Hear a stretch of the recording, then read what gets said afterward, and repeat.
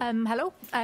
Thank you very much to Susan Roberts for introducing us, very much to the organisation of this conference as well. It's an honour to be here, and also to the Cambridge Trainer Education Forum who brought us all to this panel.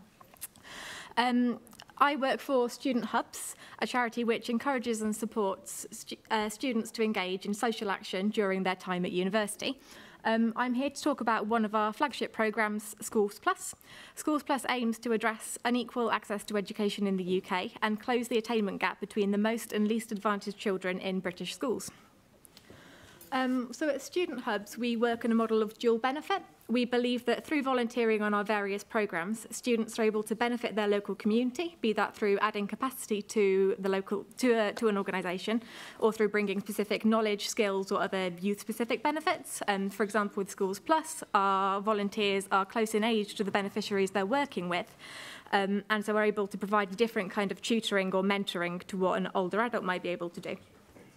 At the same time, students learn more about social issues and develop the skills and experiences that will equip them to bring about change and become active and socially engaged citizens after leaving university.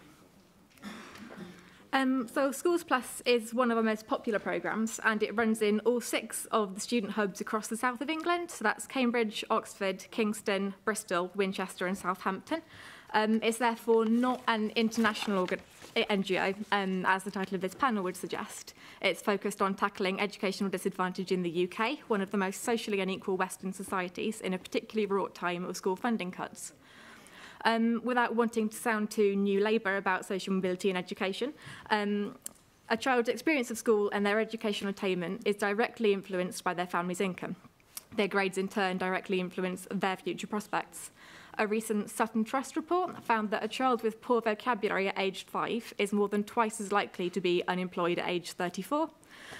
Children eligible for free school meals, which we use as the best available proxy measure for economic disadvantage, and with special educational needs, start school on an unequal footing. This gap continues to grow throughout their time in school, more than doubling to 9.5 months by the end of primary school, and more than doubling again to 19.3 months by the end of secondary school. As Professor Stephen Toot mentioned this morning, ironically for a city home to a university with a worldwide reputation for academic excellence, the problem of educational inequality is particularly acute in Cambridge. It's been described as the UK's most unequal city and was dubbed a social mobility cold spot by the 2016 report from Social Mobility and Child Poverty Commission. Educational achievement is 7% the national average, and 33% of children in Cambridge live in poverty. So working against this, Schools Plus trains university students to volunteer as tutors and mentors for pupils in specifically targeted state schools to improve their academic interest, attainment, confidence and aspiration. We run free tutorial sessions and extracurricular activities in schools with a high proportion of children from low-income backgrounds, a high number of children with English as an additional language, and schools in the most deprived areas of the country, according to national indices of multiple deprivation. In Cambridge, we currently work in 1 secondary school, 5 primary schools and 1 special school.